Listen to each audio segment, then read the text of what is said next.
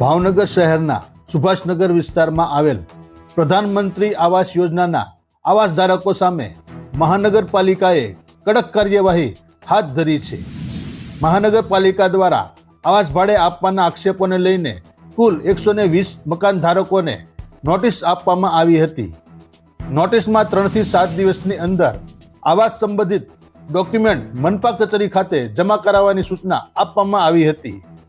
Notice બાદ 74 મકાન ધારકો મનપા કચેરી ખાતે ડોક્યુમેન્ટ જમા કરાવવા પહોંચ્યા હતા. આ મકાન ધારકો દ્વારા લેખિત બાહેધરી આપવામાં આવી હતી કે હવે પછી તેમના આવાસ ભાડે આપવામાં નહીં આવે, પરંતુ 46 મકાન ધારકો દ્વારા નોટિસ છતાં ડોક્યુમેન્ટ જમા ન કરાતા મહાનગરપાલિકા દ્વારા કડક પગલાં લેવામાં આવ્યા છે. નિયમોનું પાલન ન કરનાર 46 મકાનો પર મનપા દ્વારા કડક કાર્યવાહી કરાતા સીલ મારી દેવામાં આવ્યા હતા. આ સમગ્ર કાર્યવાહી મહાનગરપાલિકાના જવાબદાર અધિકારીઓની હાજરીમાં કરવામાં આવી હતી. જી સર, આપનું નામ?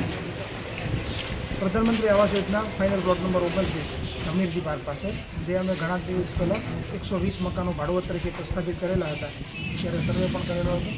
ત્યારબાદ એમને મોહલત આપી હતી, 3 થી 7 દિવસની મોહલત આપી હતી.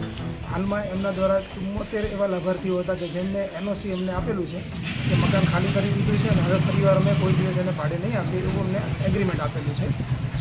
અને ત્યારબાદ 46ના મકાનોને આજે અમે સીલ મારવામાં આવેલું. જે 46 મકાનો લાભાર્થીઓ દ્વારા અમને કોઈ બાંહેધરી નથી આપવામાં આવેલી, એટલા માટે એ મકાનોને અમે સીલ કરવામાં આવેલા છે. અને આ સીલ અંગેની હવે એની ઉપરની બીજી કાર્યવાહી જે છે એ અમે પેનલ્ટી સ્વરૂપે એને લઈ અને ત્યારબાદ એને સીલ ખોલી આપવામાં આવશે. ઓકે.